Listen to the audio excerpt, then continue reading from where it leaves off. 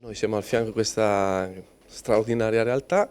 Oggi una giornata importante perché abbiamo avuto l'onore e il piacere di ospitare campionesse nella vita, campionesse nello sport, nella vita, testimoni che insieme, in connessione, presenti l'uno verso l'altro, con fiducia reciproca, tutto è possibile. Loro hanno vinto la sfida nella vita e hanno anche oggi portato, è tinto con rosa azzurro, però un successo importante ai mondiali di Dragon Boat con i colori del Veneto. Credo di poter dire che sono davvero i testimoni di un grande messaggio e sono anche un esempio che possono trasmettere a tutti i nostri concittadini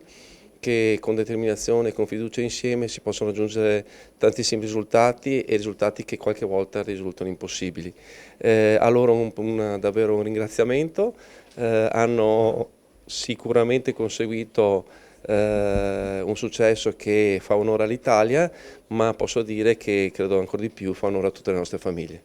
Unite Gareggiamo Ovunque è un'associazione formata da donne operate per una neoplasia al seno che hanno deciso di mettere alla loro esperienza di sofferenza e di dolore, un'esperienza difficile, trasformarla in energia, in positività, in un messaggio, che il messaggio deve essere appunto quello della speranza per chi sta affrontando in questo momento un momento difficile e un messaggio anche di rinascita e di riscatto dopo la malattia, per ritrovare di nuovo a stare bene, lo star bene più che la salute, perché l'assenza della malattia non sempre vuol dire stare bene.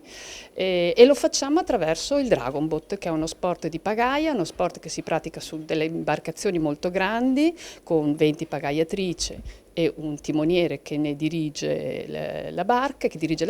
e un tamburino che ne scandisce il tempo. Ecco, noi facciamo questo tipo di sport perché delle ricerche scientifiche nate in Canada alla fine degli anni 90 hanno voluto sfatare la teoria che l'uso degli arti superiori potesse essere invalidante e creare il problema dell'infedema. In realtà questa ricerca fatta dal dottor McKenzie ha dimostrato che non solo non provoca l'infedema, ma anzi che la pagaiata, cioè il movimento ritmico della pagaiata è una sorta di massaggio linfodenante, è come una innovativa attività riabilitativa per le donne operate al seno.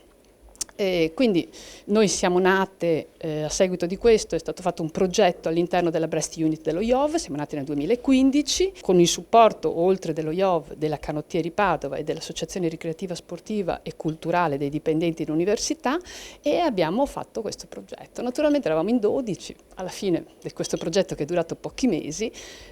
noi i benefici erano talmente tanti che abbiamo deciso di continuare e abbiamo continuato iniziando a gareggiare in Italia e all'estero per portare questo messaggio forte, importante, perché per noi il Dragon Boat è una metafora, e la barca è una metafora di vita. È essere tutti sulla stessa barca, condividere un percorso comune, sapere di avere una compagna che ti comprende perché ha fatto il tuo stesso percorso e ti può aiutare in caso di difficoltà. Perché il Dragon Boat, ripeto, per noi non è solo fisico, cioè non è solo un aiuto dal punto di vista dell'infedema o una ripresa della funzionalità tutta del corpo dopo le mutilazioni subite o le cure invasive, cure mediche invasive subite, ma è anche un modo per curare la nostra anima, per ritrovare quell'equilibrio psichico e psicologico che abbiamo perso, perché inevitabilmente la malattia ci ha fatto venir meno. Quindi è tanta roba, come si suol dire. In particolare vorrei sottolineare gli importantissimi risultati ottenuti a luglio di quest'anno al Mondiale di Dragon Boat di Brandeburgo dal 14 al 20 di luglio, dove per la prima volta nella storia è stata costituita la categoria BCP, Breast Cancer Paddlers, formata da